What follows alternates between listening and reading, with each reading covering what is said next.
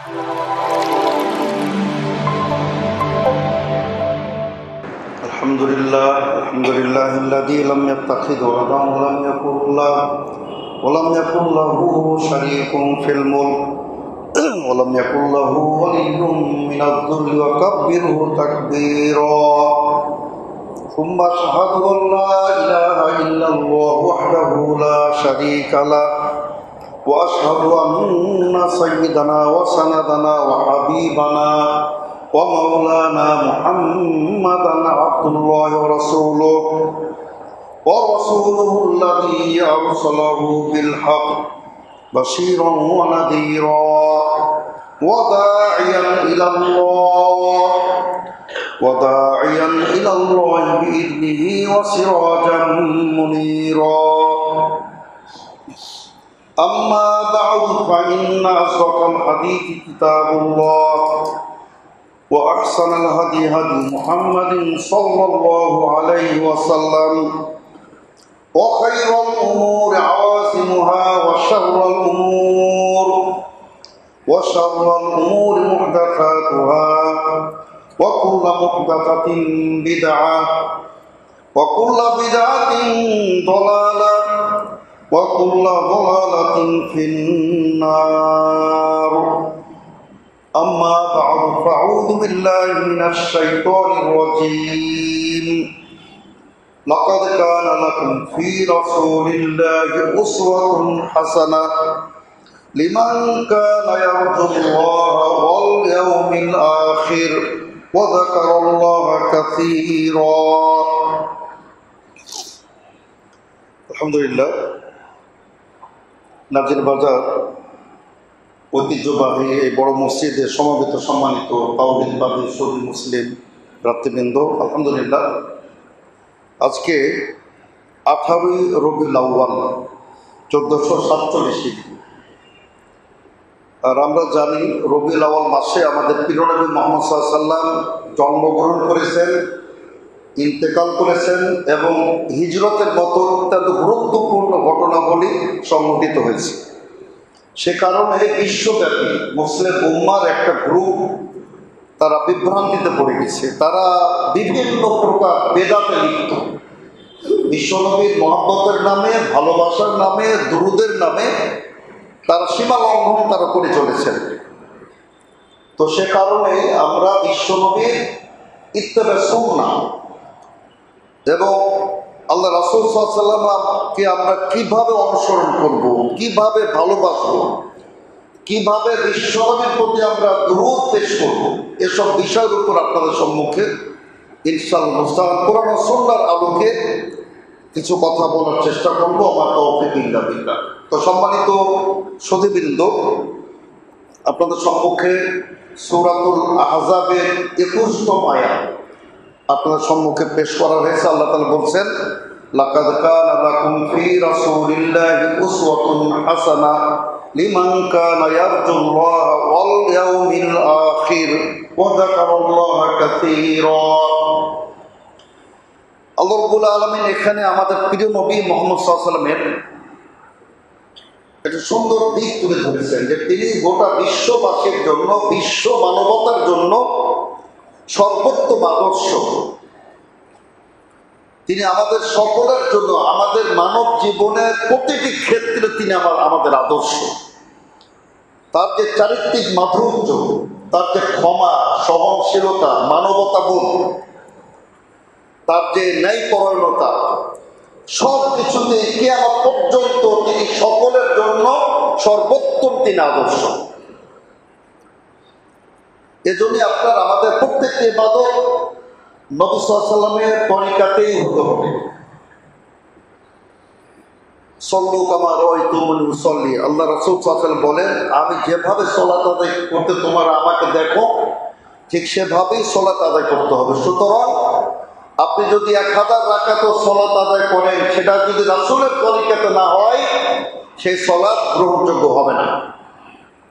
এজন্য আল্লাহ রাসূল সাল্লাল্লাহু আলাইহি ওয়াসাল্লাম বলেছেন, আবার কেউ বলছেন যে এটা আবু হুরায়রা রাদিয়াল্লাহু আনহুর উক্তি, মানে এটা মাওকুফ হাদিস, কেউ বলছেন মারফু হাদিস, যে ইন্না রাজুল লাইসাল্লিনা সলাতান সিত্তিনা আমান, কোন একজন ব্যক্তি লাগাতার 60 বছর 60 ইয়ার্স সলাত আদায় করে, ওলাম তুকবাল্লাহু সলাতু, তার একটি রাকাতও সলাত কবুল হয় না। তার কারণ সে যদি রুকু পূর্ণ করে সেজদা পূর্ণ করে না, সেজদা পূর্ণ করলে রুকু পূর্ণ করে না, কিয়াম পূর্ণ করে না, সেজদা ঠিক মতো হয় না। কাজে আপনার 60 বছর টানা ইবাদত করলেও যদি সেটা রাসূলের তরিকাতে না হয়, সেই সলাৎ গ্রহণযোগ্য হবে না। আপনার এই যে জিকির, এত তার মর্যাদা, এত তার ফজিলত, কিন্তু আপনি যদি সারা জীবন যদি বলেন ইল্লাল্লাহ ইল্লাল্লাহ ইল্লাল্লাহ, এই জিকির কিয়ামত পর্যন্ত কবুল হবে না।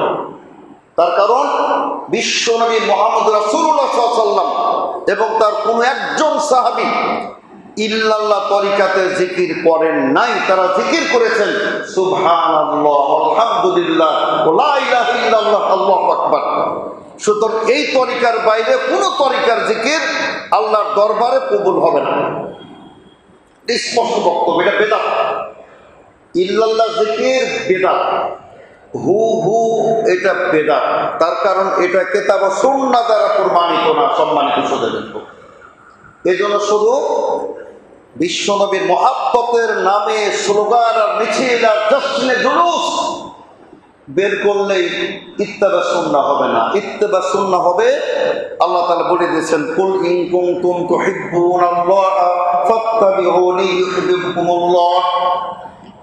আল্লাহ রাব্বুল আলামিন বলছেন হে রাসূল সাল্লাল্লাহু আলাইহি ওয়াসাল্লাম বলে দিন ইন কুনতুম তুহিব্বুনাল্লাহ, তোমরা যদি আল্লাহর ভালোবাসা পেতে চাও, আল্লাহকে ভালোবাসতে চাও, তবে একমাত্র পথ আমার অনুসরণ করতে হবে। সুতরাং নবী সাল্লাল্লাহু আলাইহি ওয়াসাল্লাম কিভাবে সালাত আদায় করেছেন, কিভাবে যাকাত প্রদান করেছেন, কিভাবে হজ করেছেন, কিভাবে তিনি দুরূদ ও তাসলিম পেশ করতে বলেছেন, সেভাবে আমাদেরকে দুরূদ ও তাসলিম পেশ করতে হবে। সম্মানিত শ্রোতাবৃন্দ, সাহাবা কেরাম বললেন যে রাসূল সাল্লাল্লাহু আলাইহি ওয়াসাল্লাম আলিমনা সালাম আলাইকা ওয়া কাইফা নুসাল্লিমু আলাইকা, হে রাসূল সাল্লাল্লাহু আলাইহি ওয়াসাল্লাম আমরা তো আপনার প্রতি সালাম দেওয়া শিখেছি, কিন্তু আপনার প্রতি কিভাবে দুরূদ পেশ করব? আল্লাহ রাসূল সাল্লাল্লাহু আলাইহি ওয়াসাল্লাম বললেন ফাকুলু, তোমরা বলো আল্লাহুম্মা সাল্লি আলা মুহাম্মাদ ওয়া আলা আলি মুহাম্মাদিন কামা সাল্লাইতা আলা ইব্রাহিম ওয়া আলা আলি ইব্রাহিম ইন্নাকা হামিদুম মাজিদ। আল্লাহুম্মা বারিক আলা মুহাম্মাদ ওয়া আলা আলি মুহাম্মাদ কামা বারাকতা আলা ইব্রাহিম ওয়া আলা আলি ইব্রাহিম ইন্নাকা হামিদুম মাজিদ। আল্লাহ রাসূল সাল্লাল্লাহু আলাইহি ওয়াসাল্লাম আমাদেরকে দুরূদ ও তাসলিমের ভাষা, শব্দ সবকিছু তিনি শিক্ষা দিয়েছেন। সুতরাং এভাবেই আল্লাহ রাসূলের প্রতি দুরূদ পেশ করতে হবে। কিন্তু আমাদের ভাইদের মন ভরে না, বিশ্বনবীর তরিকাতে তাদের মন ভরে না, তারা মন গড়ায়, তারা দুরূদ তৈরি করেছে ইয়া নবী সালাম আলাইকা দলবদ্ধভাবে, এটা কোনো ভিত্তি নাই। সম্মানিত শ্রোতাবৃন্দ, সুতরাং ইল্লাল্লাহ যেমন কবুল হবে না, ওই ইয়া নবী সালাম আলাইকা দলবদ্ধভাবে মিলাদ আর কিয়াম এগুলো আল্লাহর দরবারে কবুল হবে না। সম্মানিত শ্রোতাবৃন্দ, এজন্য আল্লাহ তাআলা বলছেন লাকাদ কানা লাকুম ফি রাসূলিল্লাহি উসওয়াতুন হাসানাহ। কার জন্য? লিমান কানা ইয়ারজুল্লাহ, যে ব্যক্তি আল্লাহকে পেতে চায়, আল্লাহর দিদার পেতে চায়, আল্লাহর সাক্ষাৎ পেতে চায়, জান্নাত অর্জন করতে চায়, এবং ওয়াল ইয়াউমাল আখির, পরকালে যে ব্যক্তি বিশ্বাস স্থাপন করে, ওয়া যাকারাল্লাহ কাসীরা, আর যে ব্যক্তি আল্লাহকে জিকির করে, আল্লাহকে স্মরণ করে, তাদের জন্য সর্বোত্তম কিয়ামত পর্যন্ত আদর্শ হলেন আল্লাহ রাসূল সাল্লাল্লাহু আলাইহি ওয়াসাল্লাম। সুতরাং নবী সাল্লাল্লাহু আলাইহি ওয়াসাল্লামের ব্যক্তিগত, পারিবারিক, রাষ্ট্রীয়, সামাজিক সকল ক্ষেত্রে তিনি আমাদের আদর্শ, তিনি আমাদের মহান নেতা, তিনি আমাদের সর্বোত্তম নমুনা, মডেল আল্লাহ রাসূল সাল্লাল্লাহু আলাইহি ওয়াসাল্লাম। সুতরাং সম্মানিত শ্রোতাবৃন্দ, আমাদেরকে নবী সাল্লাল্লাহু আলাইহি ওয়াসাল্লামের ইত্তেবা করতে হবে, দেখতে হবে তিনি কোন ইবাদত তিনি কিভাবে করেছেন। আমরা বিশ্ব নবীর সে নামে আমরা আমাদের মৃত ব্যক্তি স্বজনদেরকে দাফন করে বিসমিল্লাহ আলা মিল্লাতে রাসূলিল্লাহ, রাসূলুল্লাহর মিল্লাতে আমরা দাফন করলাম। সুতরাং রাসূলুল্লাহর সামনে পৃথিবীর যত বড় ব্যক্তি হোক, যত বড় ইমাম হোক, আমরা তাকে আল্লাহ রাসূলকে বাদ দিয়ে আমরা তাদের অনুসরণ করতে পারি না। সম্মানিত শ্রোতাবৃন্দ, আমি আপনাদের সম্মুখে সংক্ষিপ্ত খুতবায় কিছু নমুনা পেশ করতে চাই। আমাদের সাহাবায়ে কেরাম আল্লাহ রাসূল সাল্লাল্লাহু আলাইহি ওয়াসাল্লামকে কিভাবে ইত্তেবা করেছেন, কিভাবে তাকে অনুসরণ করেছেন, তার কারণ সেখানে মুক্তি। সম্মানিত সুধীবৃন্দ, আল্লাহ তাআলা কি বলেন? ইয়া আইয়ুহাল্লাযীনা আমানু ইসতাজিবু লিল্লাহি ওয়া লির-রাসূলি ইযা দাআকুম লিমা ইউহয়িকুম। আল্লাহ বলছেন, হে বিশ্বাসীগণ, হে ঈমানদারগণ, তোমরা আল্লাহর ডাকে সাড়া দাও, রাসূলের ডাকে সাড়া দাও যখন তিনি তোমাদেরকে ডাকবেন। তবে কি হবে? লিমা ইউহয়িকুম, এটা তোমাদের জীবন দান করবে। তাহলে বোঝা গেল রাসূলের অনুসরণ ছাড়া সে জীবনের কোনো দাম নাই। সেটা ডেথ বডি, সেটা মৃত্যু লাশ।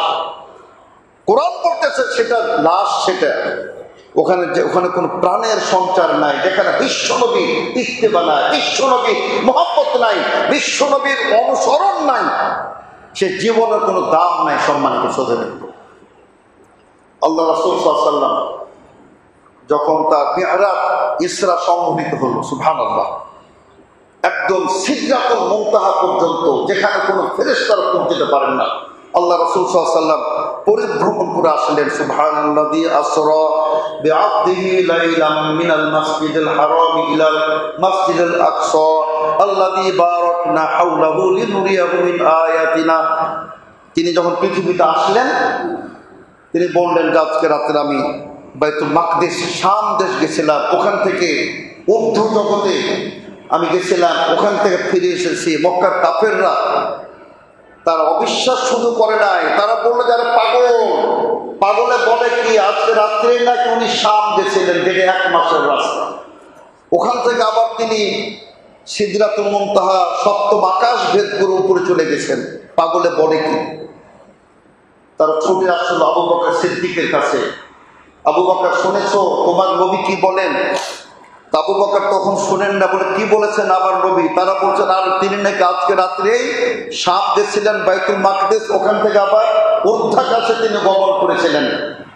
আবু বকর সিদ্দিক বললেন, আও ক্বালা যালিকা, তিনি কি এমনকি দাবি করেছেন, এমনকি বলেছেন? তার বলে হ্যাঁ, তিনি এমনকি বলেছেন। আবু বকর সিদ্দিক বললেন, আমি আল্লাহর শপথ করে বলছি তিনি সত্য বলেছেন। সুবহানাল্লাহ। এবং তিনি বললেন, ও আযআযু মিন যালিকা, এর চেয়েও যদি কঠিন কথা বলে তবু আমি বিশ্বাস করবো। তার কারণ তিনি সকালবেলাও আকাশের খবর দেন, সন্ধ্যাবেলা তো আকাশের তিনি খবর দেন। সুবহানাল্লাহ। এটা ছিল বিশ্বাস সাহাবায়ে কেরামদের। মুহূর্ত কাল বিলম্ব না করে, কাল ক্ষেপণ না করে বিশ্বনবী যখন যেটা বলেছেন মুহূর্তে সাহাবায়ে কেরাম বিশ্বাস করেছেন, আমল করেছেন। সুবহানাল্লাহ। এই জন্য আল্লাহ রাসূল সাল্লাল্লাহু আলাইহি ওয়াসাল্লাম সেদিন তাকে খুশি হয়ে, অনুপ্রাণিত হয়ে তিনি বলেছিলেন, আবু বকর তুমি আজ থেকে সিদ্দিক, সুবহানাল্লাহ, আজকে তুমি মহা সত্যবাদী। সুবহানাল্লাহ। সম্মানিত শ্রোতাবৃন্দ, আবু বকর যে সিদ্দিক, তার আরেকটি হাদিস আপনাদের সম্মুখে সহিহ বুখারী থেকে পেশ করতে চাই। আল্লাহ রাসূল আনাস বলতেছেন, আনাস বিন মালিক বলতেছেন, আল্লাহ রাসূল সাল্লাল্লাহু আলাইহি ওয়াসাল্লাম সুআইদা আলা উহুদ, আল্লাহ রাসূল সাল্লাল্লাহু আলাইহি ওয়াসাল্লাম উহুদ পর্বতে আরোহণ করলেন, উঠলেন, এবং তার সাথে কে ছিলেন? আবু বকর ছিলেন, ওমর ছিলেন, ওসমান ছিলেন। উহুদ পাহাড় কেঁপে উঠেছে। তার কারণ উহুদ পাহাড় বুঝতে পেরেছে তার উপরে কে একজন নবী। সুবহানাল্লাহ। সাইয়্যিদুল মুরসালিন রাহমাতুল্লাহ আলাইহিন আবু বকর, ওমর, ওসমান তার উপরে আরোহণ করেছেন। তাদের মর্যাদায়, তাদের সম্মানে উহুদ পাহাড় প্রকম্পিত হচ্ছে, কাঁপতেছে। আল্লাহ রাসূল সাল্লাল্লাহু আলাইহি ওয়াসাল্লাম বলছেন, উসবুত উহুদ, শান্ত হয়ে যাবে, বেয়াদবি করবে না। তার কারণ ফাইন্নামা আলাইকা, তোমার উপরে জানো কে? একজন নবী, একজন সিদ্দিক, আর 2 জন শহীদ। সুবহানাল্লাহ, 2 জন শহীদ।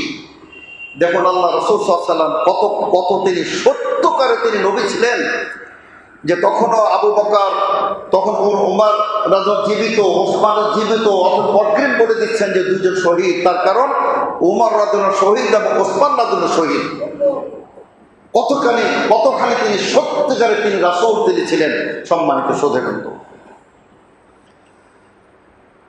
আমি আপনাদের সম্মুখে এভাবে কয়েকটা ঘটনা আপনাদের সামনে তুলে ধরতে চাই, যে আপনার একজন প্রখ্যাত সাহাবী আউফ বিন মালিক বলতেছেন, সম্মানিত শ্রোতাবৃন্দ, যে আমরা নবী সাল্লাল্লাহু আলাইহি আমরা আল্লাহ রাসূলের সাথে উপস্থিত ছিলাম, আমরা 7 জন অথবা 8 জন অথবা 9 জন। আল্লাহ রাসূল সাল্লাল্লাহু আলাইহি ওয়াসাল্লাম বললেন, তোমরা কি আমার হাতে বায়াত করবে না? কাব আউফিন মালিক বলতে, রাসূল সাল্লাল্লাহু আলাইহি ওয়াসাল্লাম আমরা তো বায়াত করেছি একবার। আল্লাহ রাসূল সাল্লাল্লাহু আলাইহি ওয়াসাল্লাম বললেন, তোমরা কি আমার হাতে বায়াত করবে না? সাহাবা কেরাম বললেন যে আমরা অবশ্যই বায়াত করব। কিসের উপর বায়াত করব? আল্লাহ রাসূল সাল্লাল্লাহু আলাইহি ওয়াসাল্লাম বললেন, বায়াত করবে একমাত্র এক আল্লাহ ওয়াহদাহু লা শারীকা লাহু ইবাদত করবে, তার সাথে কখনোই তোমরা শিরক করবে না, এটার উপর তোমরা বায়াত করবে। অথবা তোমরা বায়াত করবে 5 ওয়াক্ত সালাতের উপরে। 5 ওয়াক্ত সালাত কখনোই তোমরা কাজা করবে না, বাদ দিবে না, এটার উপর তোমরা বায়াত করবে। এবং তোমরা আল্লাহ রাসূলের তোমরা আনুগত্য করবে, এটার উপর বায়াত করবে। অতঃপর আল্লাহ রাসূল সাল্লাল্লাহু আলাইহি ওয়াসাল্লাম একটা কথা আস্তে আস্তে বললেন, কালিমা খাফিয়া, গোপনে বললেন, লা তাসআলু আহাদান শাইয়ান, কারো কাছে তোমরা কিছু চাইবে না, কারো কাছে ভিক্ষা করবে না, কারো কাছে সাহায্য চাইবে না। সাহাবী বলতেছেন সুবহানাল্লাহ, আল্লাহ রাসূলের সাহাবায়ে কেরাম আল্লাহ রাসূল সাল্লাল্লাহু আলাইহি ওয়াসাল্লাম এই হাদিসটিকে এতটাই গুরুত্ব দিলেন যে তাদের উটের উপর থেকে যদি লাগামটা পড়ে যেত, চাবুকটা পড়ে যেত, তবু কোনো সাহাবায়ে কেরাম বলতেন না যে ভাই আমি উটের উপরে চাবুকটা পড়ে গেছে, চাবুককে একটু উঠাই দেন, তারা এটাও বলতেন না। সুবহানাল্লাহ। তার উট থেকে নেমে নিজের চাবুক নিয়ে আবার উঠে উঠতেন, ঘোড়া থেকে নেমে তার চাবুক নিয়ে আবার তারা উঠতেন। অথচ এটা দোষের কিছু ছিল না যে ভাই চাবুকটা একটু দিন। কিন্তু আল্লাহ রাসূল সাল্লাল্লাহু আলাইহি ওয়াসাল্লাম হাদিসের তার এতটাই 100% অনুসরণ করতেন যে তারা মানুষের কাছে তারা কোনো সাহায্য পর্যন্ত তারা চাইতেন না। সম্মানিত শ্রোতাবৃন্দ, তো রাসূল সাল্লাল্লাহু আলাইহি ওয়াসাল্লাম আমাদের আদর্শ সর্বক্ষেত্রে। আমি আপনাদের সম্মুখে কিতাবে সুন্নাহ থেকে আমি আরো কয়েকটা উদাহরণ দিতে চাই। সম্মানিত শ্রোতাবৃন্দ, একটি হচ্ছে আপনার ওমর বিন আবু সালামা রাদিয়াল্লাহু আনহু। তিনি আপনার আল্লাহ রাসূল সাল্লাল্লাহু আলাইহি ওয়াসাল্লামের যে স্ত্রী ছিলেন উম্মে সালামা রাদিয়াল্লাহু আনহা, মানে আমাদের একজন উম্মুল মুমিনিন উম্মে সালামা রাদিয়াল্লাহু আনহা, তার ঘরের সন্তান আবু সালমা যখন শহীদ হন, একটা ছেলে রেখে গেছিলেন ওমর বিন আবু সালামা। আবু সালমাকে আল্লাহ রাসূল সাল্লাল্লাহু আলাইহি ওয়াসাল্লাম বলছেন, একদিন খেতে বসেছেন, বাচ্চা ছেলে, ছোট ছেলে, বলছে কানাত ইয়াদি তাতিশু ফিস সুহফা, আমার হাতটা প্লেটের সব দিকে ঘোরাফেরা করতেছিল, কখন ওখান থেকে খাই, এখান থেকে খাই, এখান থেকে খাই, ওখান থেকে খাই। তো আল্লাহ রাসূল সাল্লাল্লাহু আলাইহি ওয়াসাল্লাম বললেন, ইয়া গোলাম, হে শিশু, বালক, বৎস, শোনো, খাবার কিছু নিয়ম আছে। সাম্মিল্লাহ, তুমি সর্বপ্রথম আল্লাহর নাম নিবে, বিসমিল্লাহ বলে খাবে। ওকুল বিয়ামিনিকা, ডান হাতে খাবে। ওকুল মিম্মা ইয়ালিকা, তোমার সামনে থেকে খাবে, ওই দিকে এই দিকে খাবে না, এক সাইড থেকে তোমার সম্মুখ ভাগ থেকে খাবে। তো তিনি বলছেন আল্লাহর কসম, তারপরে আমার খাবারটি এমনই ছিল, আমি কখনোই ডানে বামে এদিক সেদিক খাই না, আমার সম্মুখ ভাগ থেকে আমি খেয়েছি। কিন্তু শিশু, বালক বলতেছেন। এই হাদিস প্রমাণ করে, সম্মানিত শ্রোতাবৃন্দ, আমাদের শিশুদেরকেও আমাদের আদব কায়দা, শিষ্টাচার, নিয়ম নীতি শিক্ষা দিতে হবে। শিশুদেরকেও শিক্ষা দিতে হবে যে বিসমিল্লাহ বলে খেতে হবে। বাবা ডান হাতে খাবে, সামনে থেকে খাবে। আমরা তো অনেকে নিজেদেরকে আধুনিক স্মার্ট মনে করি, আমরা বাম হাতে পান করি। আমরা অনেক লোক দেখি হোটেল রেস্তোরাঁয়, বড় বড় জায়গা দেখি যে বাম হাতে পান করতেছেন, অথচ মুসলমানের সন্তান বাম হাতে চা খায়, বাম হাতে পানি পান করে। লজ্জা থাকা উচিত। সম্মানিত শ্রোতাবৃন্দ, আল্লাহ রাসূল কি বলে, ইন্না শাইতান লা ইয়াকুলু বিশিমালিহি ওয়া ইয়াশরাবু বিশিমালিহি, শয়তান বাম হাতে পান করে, বাম হাতে সে খাবার খায়। শুধু আজ থেকে তওবা করুন। সম্মানিত শ্রোতাবৃন্দ, আল্লাহ রাসূল সাল্লাল্লাহু আলাইহি ওয়াসাল্লাম আপনার জন্য আদর্শ। আপনার খাদ্যে, পানীয়তে, উঠা বসায়, চলা ফিরায়, মুআমালা বাণিজ্য, সকল ক্ষেত্রে বিশ্বনবী হলেন আমাদের জন্য আদর্শ। তিনি আমাদের মডেল, তিনি আমাদের নেতা, তিনি আমাদের একমাত্র অনুসরণীয় ব্যক্তিত্ব। সম্মানিত শ্রোতাবৃন্দ, সুতরাং মেহেরবানি করে তওবা করুন।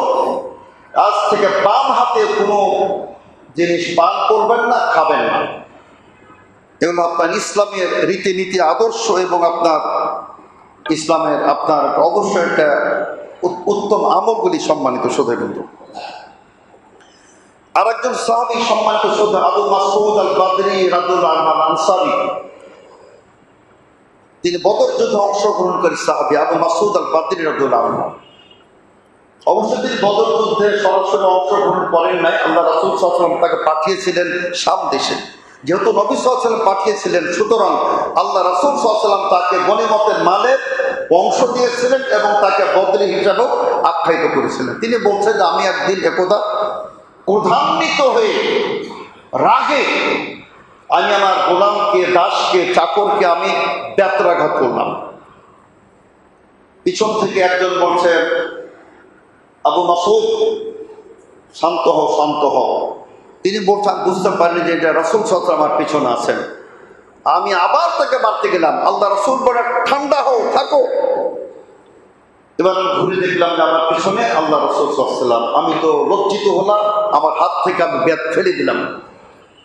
এবার আল্লাহ রাসূল সাল্লাল্লাহু আলাইহি ওয়াসাল্লাম বললেন, আবু মাসউদ শোনো, তুমি যতটাই ছেলের প্রতি কন্ট্রোল রাখো, পাওয়ার রাখো, মহান আল্লাহ তোমার উপর তার চেয়ে অনেক বেশি শক্তিশালী। তুমি আজকে প্রহার করতেছো, আল্লাহ রাব্বুল আলামিন তোমাকে প্রহার করতে পারেন। আল্লাহ রাব্বুল আলামিনের শক্তি, ক্ষমতা অনেক বেশি। তুমি যতটা ক্ষমতা রাখো এই বাচ্চার উপরে তার চেয়ে অনেক বেশি। তিনি বলছেন, আল্লাহর কসম, সেই দিন থেকে আমি কোনো শিশুর উপর কিসে, আমি একটা উট, ঘোড়া, ছাগলের উপর আমি কোনদিন ব্যত্রাঘাত করিনি। সুবহানাল্লাহ। এরা ছিলেন রাসূল সাল্লাল্লাহু আলাইহি ওয়াসাল্লামকে অনুসরণ করতেন। সম্মানিত শ্রোতাবৃন্দ, বলছেন আল্লাহর কসম, এরপর থেকে আমি একটা উটকে মারি নাই, ছাগলকে মারি নাই, ঘোড়াকে মারি নাই, গাধাকে মারি নাই, মানুষকে তো মারা দূরের কথা। কাজে আমাদের সাহাবায়ে কেরাম সম্মানিত শ্রোতাবৃন্দ রাসূল সাল্লাল্লাহু আলাইহি ওয়াসাল্লামকে কিভাবে অনুসরণ করতেন আমরা এখান থেকে আমাদের বুঝতে হবে। সম্মানিত শ্রোতাবৃন্দ, আরেকটা হাদিস সম্মানিত শ্রোতাবৃন্দ, এগুলো সবই কিন্তু সহিহ হাদিস, অধিকাংশ সহিহ বুখারী, মুসলিম, আবু দাউদের হাদিস। সম্মানিত শ্রোতাবৃন্দ, আল্লাহ রাসূল সাল্লাল্লাহু আলাইহি ওয়াসাল্লাম তিনি আপনার এইভাবে তিনি জুমার খুতবায়, জুমার মেম্বারে দাঁড়িয়ে বক্তব্য দিচ্ছিলেন। বক্তব্য চলাকালীন তিনি বললেন, আইয়ুহান নাস ইজলিসু, হে লোকেরা তোমরা বসে যাও, কেন দাঁড়িয়ে আছো, বসে যাও। সে সময় ইবনে মাসউদ, প্রখ্যাত সাহাবী আব্দুল্লাহ মাসউদ রাদিয়াল্লাহু আনহু, তিনি একেবারে গেটের মধ্যে তিনি ছিলেন, দূরের গেটের মধ্যে। তিনি যখনই শুনলেন যে আল্লাহ রাসূল সাল্লাল্লাহু আলাইহি ওয়াসাল্লাম বললেন বসে যাও, তিনি ওখানে তিনি বসে পড়লেন। সুবহানাল্লাহ। আল্লাহ রাসূল সাল্লাল্লাহু আলাইহি ওয়াসাল্লাম মেম্বার থেকে দেখতেছেন ইবনে মাসউদ ওই দূরে গেটে বসে গেছেন। আল্লাহ রাসূল, তাআল ইয়া ইবনে মাসউদ, ইবনে মাসউদ তুমি আসো, সামনে আসো, সামনে এসে তুমি বসো। উনি কিন্তু একটু চলে তাকে বসতে পারতেন, যেমন সামনে গিয়ে বসে, কিন্তু যেহেতু তিনি শুনেছেন যে আল্লাহ রাসূল সাল্লাল্লাহু আলাইহি ওয়াসাল্লাম বসতে বলেছেন, তিনি মুহূর্তে তিনি সেখানে তিনি বসে গেছেন। সম্মানিত শ্রোতাবৃন্দ, ইবনে ওমর রাদিয়াল্লাহু আনহু তিনি অনেক জায়গায় তিনি বসলেন, প্রস্রাবের ভান করতেন, প্রস্রাব করতেন না। বললাম যে ইবনে ওমর, উমর খাত্তাবের সন্তান, আপনি বসলেন কিন্তু প্রস্রাব করলেন না, প্রস্রাব করার মতো বসলেন, কারণ কি? তিনি বলছেন আমি আল্লাহ রাসূল সাল্লাল্লাহু আলাইহি ওয়াসাল্লামকে এই জায়গাতে প্রস্রাব করতে দেখেছি, সুতরাং আমি সেখানে বসেছি। কিভাবে অনুসরণ করতেন সম্মানিত শ্রোতাবৃন্দ। আর আপনার বিশ্বনবীর সলাতে মিল নাই, জিকিরে মিল নাই, দুরুদে মিল নাই, আর শুধু ইয়া নবী সালাম আলাইকা জাশনে জুলুস ঈদ মিলাদুন নবী, এটার নাম মুহাব্বত নয়। সম্মানিত শ্রোতাবৃন্দ, মুহাব্বত তো আসলে অনুসরণের নাম। আপনি যাকে যাকে ভালোবাসেন তার অনুসরণ করবেন, এটাই হলো মুহাব্বত। সম্মানিত শ্রোতাবৃন্দ, আমি এখানে একটা হাদিস বলবো ইনশাআল্লাহ, তবে তার আগে আপনাদের সম্মুখে আমি আরেকটা হাদিস সহিহ বুখারী মুসলিমে বর্ণিত হয়েছে। সম্মানিত শ্রোতাবৃন্দ, অত্যন্ত গুরুত্বপূর্ণ হাদিস। আল্লাহ রাসূল সাল্লাল্লাহু আলাইহি ওয়াসাল্লাম একজন যুবকের হাতে স্বর্ণের আংটি দেখলেন। যার যুবক স্বর্ণের আংটি তিনি পরে আছেন, পরিধান করে আছেন স্বর্ণের আংটি। আল্লাহ রাসূল সাল্লাল্লাহু আলাইহি ওয়াসাল্লাম রাগে সে আংটিটি তার হাত থেকে কেড়ে ফেলে দিলেন, নিক্ষেপ করে ফেলে দিলেন যে তোমরা জাহান্নামের আগুন নিজ হাতে পড়তে চাও, জাহান্নামের আগুন ছাড়া কিছুই না ওটা।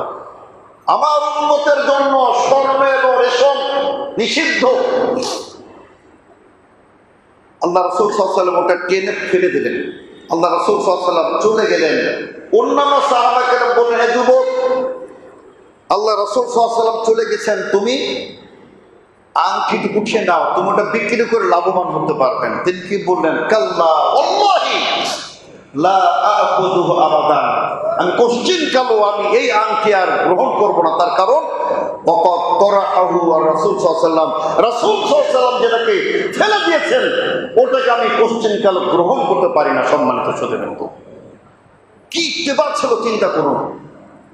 তিনি সেটা নিতে পারতেন, নিষিদ্ধ ছিল না, সেটা তিনি গ্রহণ করে বাজারে বিক্রি করে ফেলতে পারতেন। সম্মানিত শ্রোতাবৃন্দ, কিন্তু তিনি বলতেছেন রাসূল যেটাকে ফেলে দিয়েছেন ওই আংটি আমি গ্রহণ করতে পারি না। সম্মানিত শ্রোতাবৃন্দ, এগুলো ইত্তেবা। সম্মানিত শ্রোতাবৃন্দ, এগুলো অনুসরণ। এজন্য আল্লাহ পাক রব্বুল আলামিন তিনি বলেন, সম্মানিত শ্রোতাবৃন্দ, আল্লাহ রব্বুল আলামিন কি বলেন?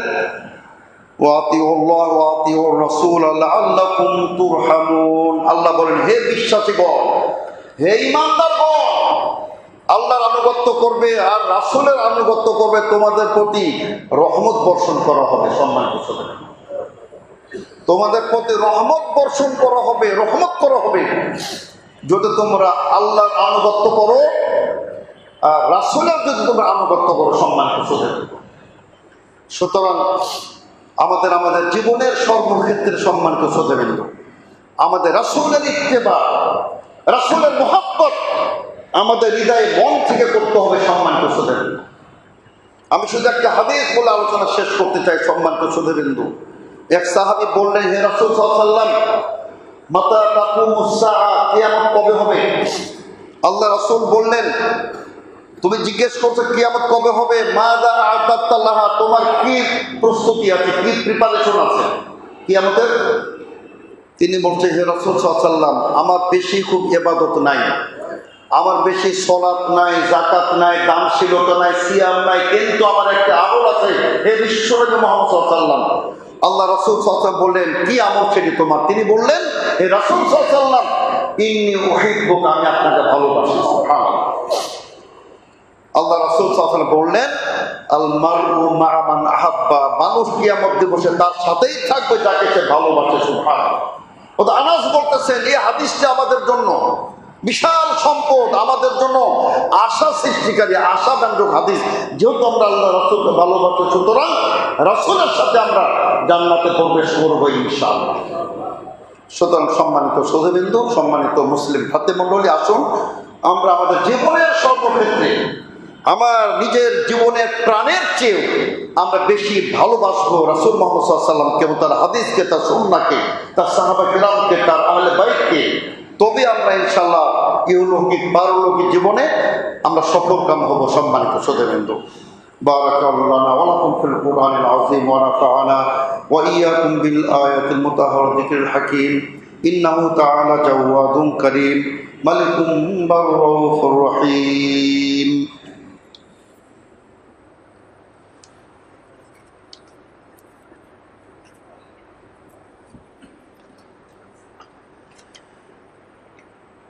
আলহামদুলিল্লাহ নাহমাদুহু ওয়া নাস্তাঈনুহু ওয়া নাস্তাগফিরুহু ওয়া নু'মিনু বিহি ওয়া নাতাওয়াক্কালু আলাইহি ওয়া নাউযু বিল্লাহি মিন শুরুরি আনফুসিনা ওয়া মিন সাইয়্যাতি আ'মালিনা মান ইয়াহদিহিল্লাহু ফালা মুদিল্লা লাহু ওয়া মান ইউদ্লিল ফালা হাদিয়া লাহু ওয়া আশহাদু আল লা ইলাহা ইল্লাল্লাহ ওয়াহদাহু লা শারীকা লাহু ওয়া আশহাদু আন্না মুহাম্মাদান আবদুহু ওয়া রাসূলুহু। আম্মা বা'দ, আউযু বিল্লাহি মিনাশ শাইতানির রাজীম।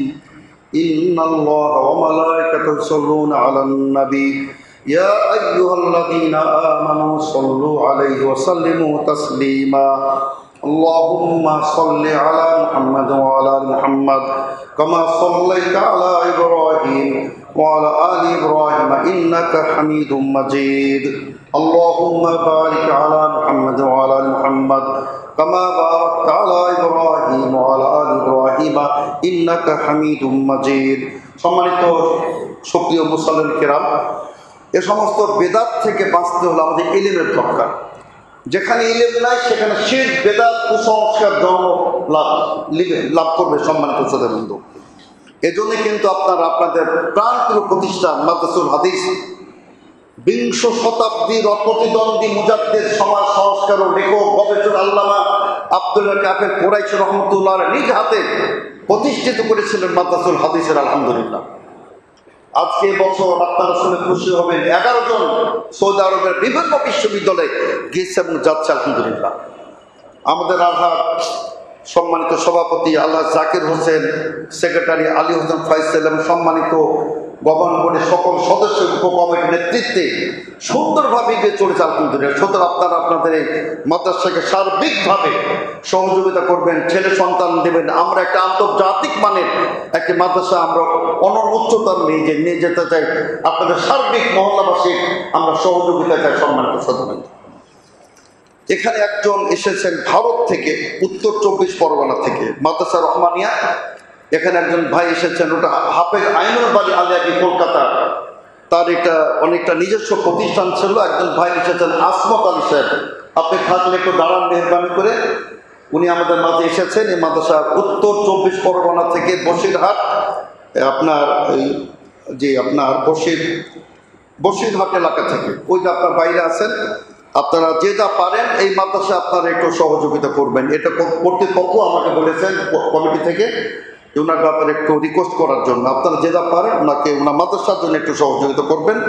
এই মসজিদের এক মুসল্লি, তার স্ত্রীর অপারেশন হবে, আমরা তার জন্য দোয়া করি।